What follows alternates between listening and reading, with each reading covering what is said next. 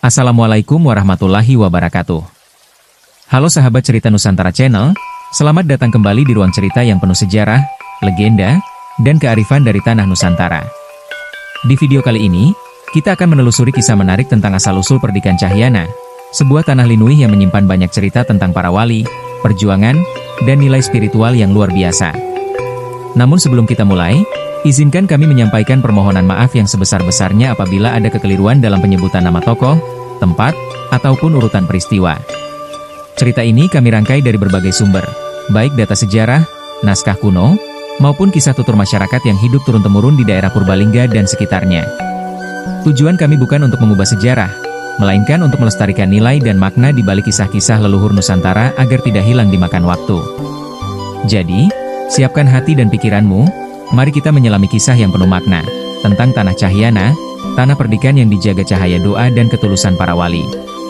Jangan lupa untuk subscribe, like, share, dan tuliskan komentarmu agar cerita Nusantara Channel terus bisa menghadirkan kisah-kisah bersejarah lainnya untuk kita semua. Langsung saja, kita mulai ceritanya. Kali ini kita akan menelusuri asal-usul salah satu tempat paling sakral di Kabupaten Purbalingga, Perdikan Cahyana. Sebuah wilayah yang dipercaya sebagai tanah bercahaya, tempat di mana ajaran Islam pertama kali bersemi dan meninggalkan jejak spiritual yang tak pernah padam hingga sekarang. Tapi, tahukah kamu, bahwa di balik nama Cahyana, tersimpan cerita luar biasa tentang seorang bangsawan Pajajaran yang meninggalkan kemewahan keraton untuk mencari makna sejati kehidupan? Inilah kisahnya, asal-usul Perdikan Cahyana, ketika cahaya turun di tanah Purbalingga cahaya dari timur, awal sebuah pertapaan. Di masa ketika kerajaan Pajajaran masih berjaya, hiduplah seorang bangsawan muda bernama Raden Jambu Karang. Ia terkenal cerdas, gagah, dan disegani, tapi di balik semua itu hatinya gelisah. Setiap malam, ia merenung di taman istana, memandangi bintang-bintang dan bertanya dalam hati, apakah hidup hanya untuk kekuasaan dan harta? Suatu malam, Raden Jambu Karang bermimpi melihat cahaya putih yang turun dari langit, menembus hutan di arah timur. Dari dalam cahaya itu terdengar suara lembut. Carilah tanah yang bercahaya, di sanalah engkau akan menemukan kebenaran. Keesokan harinya, tanpa pamit pada siapapun, ia meninggalkan keraton Pajajaran. Ia berjalan kaki menembus hutan, menyusuri lembah dan sungai, hanya berbekal tongkat dan doa. Beberapa pengikut setia mengikutinya, mereka percaya bahwa Jambu Karang bukan sekadar manusia biasa, tapi orang yang mendapat petunjuk dari langit.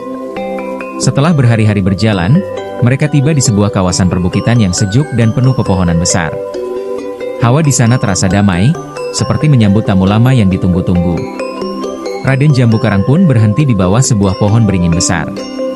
Ia duduk bersila, memejamkan mata, dan bersemedi selama berhari-hari. Malam ketujuh, terjadi sesuatu yang menakjubkan. Langit tiba-tiba berubah terang. 3 cahaya putih muncul dari arah barat daya, berputar di langit, lalu turun perlahan ke tanah tempat ia bermeditasi. Tanah itu bergetar lembut, udara menjadi hangat, dan aroma harum seperti bunga mekar memenuhi udara. Raden Jambu Karang membuka mata dan berbisik, inilah tanah pilihan, tanah cahaya. Sejak saat itu, tanah tersebut disebut Cahyana, dari kata cahya, cahaya, dan ana, ada. Artinya, tempat munculnya cahaya. Penduduk yang tinggal di sekitar tempat itu kemudian datang menghampiri, bertanya-tanya siapa pria yang bertapa di tengah hutan yang kini disinari cahaya itu. Raden Jambu Karang hanya berkata singkat, aku hanya seorang pencari kebenaran. Tapi tanah ini akan jadi tempat lahirnya kebijaksanaan. Munculnya cahaya kedua, pertanda dari langit. Beberapa waktu setelah Jambu Karang menetap di tanah itu, muncul cahaya lain, lebih terang dan hangat, kali ini datang dari arah timur laut.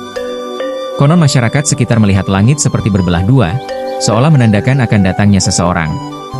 Benar saja, beberapa hari kemudian muncul seorang ulama dari negeri jauh, berpakaian serba putih, membawa tongkat kayu dan kitab di tangannya. Orang-orang menyebutnya Pangeran Atas Angin, karena datang dari negeri atas angin, istilah orang zaman dahulu untuk menyebut tanah Arab. Pertemuan dua tokoh ini menjadi titik penting dalam sejarah Cahyana. Pangeran Atas Angin dan Raden Jambu Karang duduk berhari-hari di tepi sungai, berbincang tentang makna hidup dan keesaan Tuhan. Raden Jambu Karang mendengarkan dengan penuh perhatian. Hatinya bergetar saat mendengar kalimat sederhana namun dalam. Cahaya sejati bukan dari langit atau bumi, tapi dari hati yang mengenal Tuhannya. Sejak saat itulah, Raden Jambu Karang memeluk Islam dengan penuh kesadaran. Ia berguru kepada Pangeran Atas Angin dan mengganti namanya menjadi Syekh Jambu Karang, seorang pencari yang telah menemukan sumber cahaya sejati. Setelah pertemuan itu, wilayah di sekitar pertapaan Syekh Jambu Karang berubah menjadi pusat ilmu dan spiritual.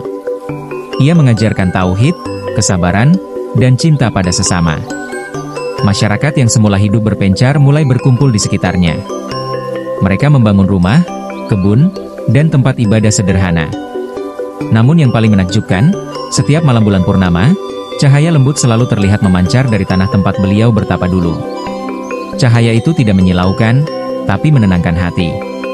Penduduk percaya, itu adalah cahaya Linuih, berkah dari kehadiran wali di tanah mereka. Berita tentang tanah bercahaya ini menyebar kemana-mana. Dari Demak hingga Pajang, semua mendengar tentang tanah suci yang disebut Perdikan Cahyana, tanah keputihan yang bebas dari pajak karena dianggap milik Allah. Dan sejak saat itulah, nama Cahyana hidup dalam sejarah dan legenda. Tanah itu menjadi lambang keseimbangan antara kekuasaan dan kebijaksanaan, antara dunia dan akhirat. Tanah di mana cahaya pertama turun, dan tak pernah padam sampai hari ini. Berita bahwa Raden Jambu Karang kini menjadi syekh dan mendirikan tanah perdikan membuat murka para bangsawan Pajajaran. Mereka menganggap Jambu Karang telah mengkhianati leluhur Sunda, meninggalkan ajaran lama, dan bahkan mempengaruhi rakyat untuk ikut berpindah keyakinan. Di istana, para petinggi berunding. Seorang patih tua berkata dengan nada tegas, "Jika dibiarkan, ajaran baru itu akan menodai wibawa Pajajaran. Kita harus menghapus nama Jambu Karang dari bumi ini." Maka berangkatlah pasukan Pajajaran, dipimpin oleh seorang senopati sakti bernama Ki Ageng Jagatpati. Mereka membawa puluhan prajurit, panji kerajaan, dan sumpah untuk menaklukkan tanah yang disebut Cahyana. Sementara itu, di Lembah Cahyana, Syekh Jambu Karang sedang mengajarkan ilmu agama kepada para santri. Angin bertiup lembut, udara sejuk, dan suasana damai menyelimuti tanah itu. Namun dari kejauhan, tampak debu berterbangan, tanda pasukan besar sedang menuju ke arah mereka. Seorang murid muda berlari tergesa. "Guru, pasukan dari barat mendekat." Mereka membawa panji Pajajaran. Syekh Jambu Karang tidak terkejut. Ia tersenyum tenang. "Anakku, jangan takut. Tidak ada pedang yang bisa melukai cahaya jika kita berlindung pada Yang Maha Kuasa." Ia memerintahkan semua santri untuk berkumpul di masjid kecil dan berzikir. Suara mereka bergema pelan, "La ilaha illallah." Semakin lama, suara itu makin kuat, berbaur dengan desir angin malam. Ketika pasukan Pajajaran tiba di perbatasan Cahyana, mereka menemukan kabut tebal menyelimuti seluruh lembah. Langit mendung, tapi bukan mendung biasa. Di sela-sela kabut, terlihat kilau cahaya putih berputar di udara, seolah menari mengelilingi masjid. Senopati Jagatpati menancapkan tombaknya ke tanah dan berteriak, "Jambu Karang, keluarlah! Engkau pengkhianat darah Sunda." Namun yang muncul bukan prajurit, melainkan Syekh Jambu Karang sendiri. Ia berdiri tenang di depan masjid, hanya mengenakan jubah putih dan sorban sederhana. Ia menunduk hormat. "Saudaraku, aku tidak berniat memerangi siapapun. Aku hanya mencari kebenaran, bukan kekuasaan." Tapi Jagatpati menolak berdamai. Ia menghunus pedang, lalu menyerang. Namun begitu pedang itu hampir menyentuh tubuh Syekh Jambu Karang, angin berputar kencang, menerbangkan debu dan dedaunan.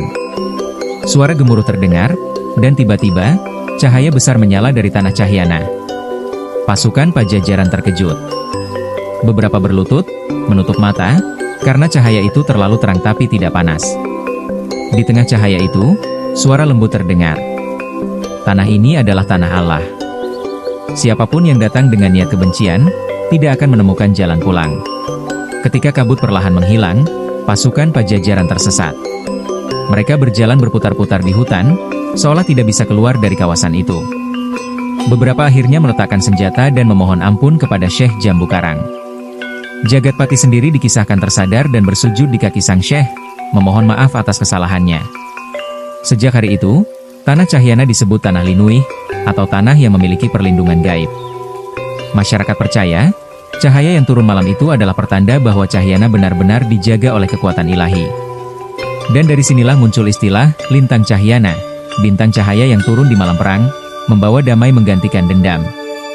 Setelah wafatnya Syekh Jambu Karang, kepemimpinan spiritual diteruskan oleh putranya, Mahdum Kusen, lalu Mahdum Jamil, hingga akhirnya ke tangan Mahdum Wali Perkasa. Dalam banyak catatan tutur masyarakat, Wali Perkasa dikenal sebagai sosok yang cerdas, tegas, tapi berhati lembut. Ia bukan hanya ulama, tapi juga pemimpin sosial dan penjaga keseimbangan tanah Cahyana. Di masa mudanya, Wali Perkasa sempat merantau ke pesisir utara Jawa untuk menuntut ilmu. Di sanalah ia dikenal oleh Raden Patah, Sultan pertama Kerajaan Demak. Ketika Masjid Agung Demak hampir selesai dibangun, salah satu saka, tiang, utama masjid itu miring. Banyak orang mencoba memperbaikinya tapi gagal. Hingga datanglah Wali Perkasa, yang dengan doa dan ketenangan hati, menegakkan tiang itu kembali.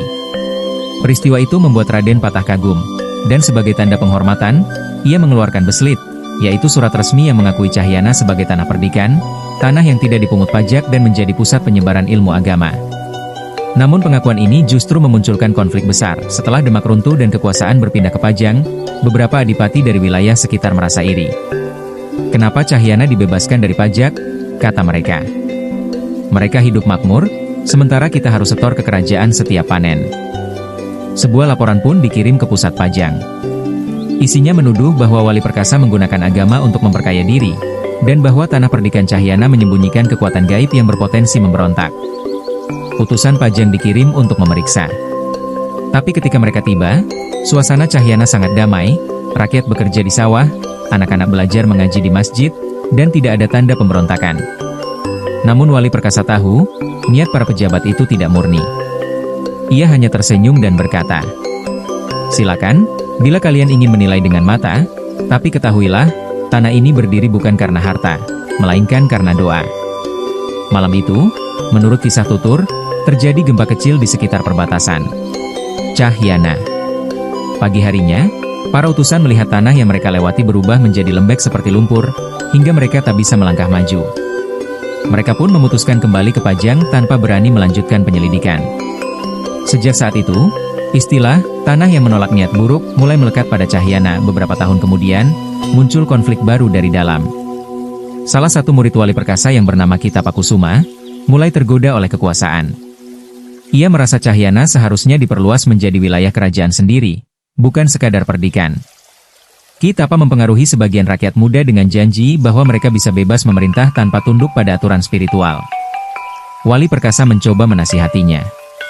"Anakku, tanah ini tidak untuk berkuasa. Ia tempat bagi orang yang mencari cahaya, bukan mahkota." Namun nasihat itu diabaikan. Kitapa memimpin sekelompok pengikut menuju perbukitan timur, mencoba mendirikan kampung baru dan memisahkan diri dari Cahyana.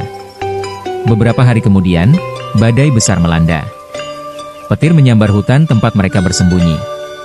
Menurut cerita rakyat, ketika badai berhenti, kampung itu hilang, hanya tersisa batu besar yang disebut warga sebagai Watu Tapa.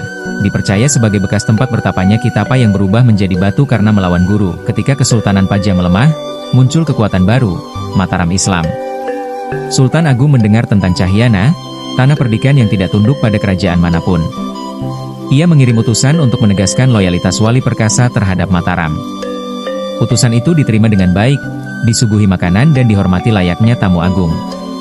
Namun ketika Sultan meminta agar Cahyana tunduk dan membayar pajak, Wali Perkasa menolak dengan sopan.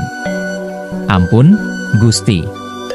Cahyana ini bukan milik saya, bukan pula milik kerajaan. Tanah ini milik Allah, dan selama masyarakatnya menjaga keseimbangan, biarkanlah ia berdiri dengan damai." Sultan Agung, yang terkenal bijaksana, akhirnya mengakui ucapan itu. Ia mengirim surat resmi, menyusul beslit Demak dan Pajang, yang menegaskan, tanah Cahyana adalah tanah perdikan abadi, dijaga oleh doa para wali, diberkahi oleh keseimbangan alam. Surat itu kini dipercaya tersimpan dalam arsip kuno keluarga keturunan Cahyana, meski sebagian hanya tersisa dalam bentuk cerita tutur dan naskah lokal. Waktu terus berjalan. Cahyana tetap menjadi tanah damai, tapi dunia di sekitarnya mulai berubah. Kerajaan-kerajaan runtuh satu persatu, berganti kekuasaan baru, kolonialisme datang dengan bendera dan senjata, membawa cara pandang yang asing bagi masyarakat Jawa. Di masa itu, keturunan Syekh Jambu Karang yang memimpin perdikan bernama Kiai Nur Cahyo, seorang ulama yang bijak dan disegani. Beliau memahami bahwa masa depan Cahyana tidak lagi ditentukan oleh pedang atau kerajaan, melainkan oleh pengetahuan dan keteguhan iman. Suatu malam, ketika bulan purnama menggantung di langit, Kiai Nur Cahyo bermimpi didatangi sosok berjubah putih, mirip cahaya yang pernah dilihat oleh leluhur mereka berabad-abad lalu. Suara itu berkata lembut, "Cahaya ini akan redup, bukan karena padam, tapi karena manusia lupa menjaga keseimbangannya. Maka tanamlah ilmu di hati anak-anakmu, agar cahaya itu tidak hilang, hanya berpindah tempat." Pagi harinya, Kiai Nur Cahyo memanggil para muridnya dan berkata, "Mulai hari ini, jagalah tanah ini bukan dengan tombak, tapi dengan ilmu dan amal. Sebab setiap hati yang berilmu adalah lentera Cahyana yang tak akan pernah padam." Maka dibangunlah pesantren Cahyana, di kaki bukit tempat dulu Syekh Jambu Karang bertapa. Dari sanalah lahir para ulama, guru ngaji, dan pemuka masyarakat yang menyebarkan ajaran damai ke seluruh penjuru Banyumas, Purbalingga, dan Banjarnegara. Namun, sejarah kembali berputar. Ketika penjajahan Belanda mencapai puncaknya, seorang residen dari Keresidenan Banyumas mendengar tentang tanah tanpa pajak yang masih bertahan. Ia menganggap itu sebagai pelanggaran terhadap hukum kolonial.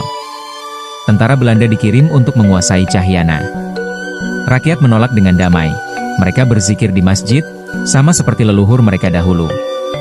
Dan lagi-lagi, hal aneh terjadi. Saat pasukan Belanda memasuki lembah, kabut putih turun dengan cepat, menyelimuti seluruh kawasan. Kuda-kuda mereka panik, kompas tidak berfungsi, dan arah jalan seolah berputar. Mereka akhirnya mundur dengan ketakutan, melapor bahwa Cahyana adalah tanah yang ditutup oleh kabut Tuhan. Sejak saat itu, Belanda menandai kawasan itu di peta kolonial dengan catatan kecil. Tanah ini tidak dapat dimasuki tanpa izin penduduk asli.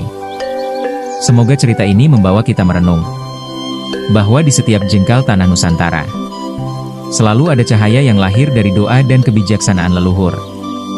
Jika kamu menyukai kisah seperti ini, dukung terus channel Cerita Nusantara dengan cara subscribe, like, dan share video ini, agar semakin banyak orang yang mengenal sejarah dan legenda dari tanah air kita. Sampai jumpa di kisah berikutnya.